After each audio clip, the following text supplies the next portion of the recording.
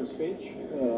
That's perfectly fine. We support that. We took an oath of allegiance to the Constitution of the United States of America to do that, and to protect everyone's rights, and that's what we do. We've got the D.C. National Guard out here, and I'm just checking their, seeing how well they're doing, that's all. Okay, remember, this is the chairman of the Joint Chiefs. He has no authority to run operations, if you will. His only legal job is to be the chief military advisor to the President of the United States. That is what the chairman of the Joint Chiefs does.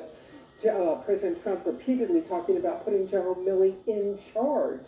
He can't legally be in charge of any of this. He can advise the president clearly putting him out there, and along with the defense secretary, as a very visual signal to the country. John. Visual signal, powerful signal. Barbara Starr, thanks to Jeremy Diamond.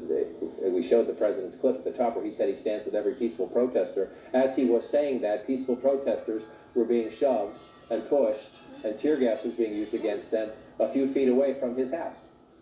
Yeah, it was an incredibly powerful split-screen moment, John, and one that really exposed what the president is all about here when he talks about being a law and order president. While the president in his remarks has tried to distinguish between the violent rioters and the looters in the streets versus the peaceful protesters, even declaring himself an ally to peaceful protesters, it became very clear that the president, when it comes to actually enforcing that kind of law and order stance, sees no distinction, because that is exactly what we saw yesterday when federal law enforcement officers, Park Police, as well as the National Guard, which was called up by the federal government, were firing tear gas and rubber bullets at peacefully demonstrating protesters just moments before the president walked over to St. John's Episcopal Church for that photo op yesterday. So again, very clear what the president here is ultimately doing. And John, the president wants this approach to be followed by others as well. Yesterday on a call with governors, he berated them,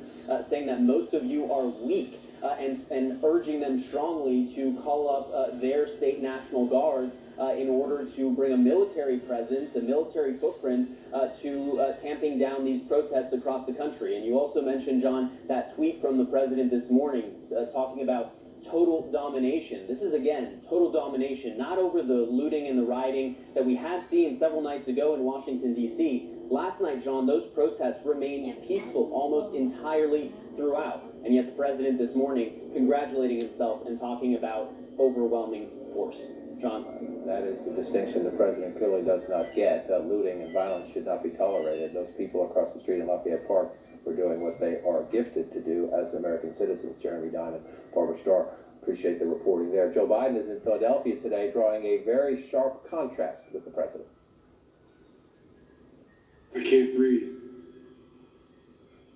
I can't breathe.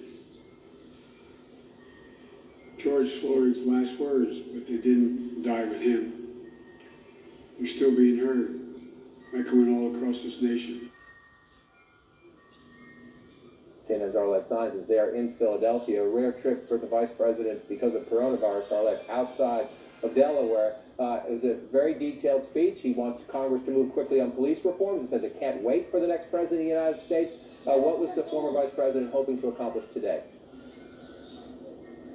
Well, John, Joe Biden came here with this message that the country is going through a wake-up call right now, and he really issued his harshest criticism of President Trump to date. And what Biden was trying to do here was present this contrast with President Trump in both temperament and leadership style. He said that President Trump is part of the problems and that right now he is focused on appealing to his base instead of caring to the needs of the American public. He also said that the country is crying out for leadership, and Joe Biden tried to present himself as that steady hand who can unite the country.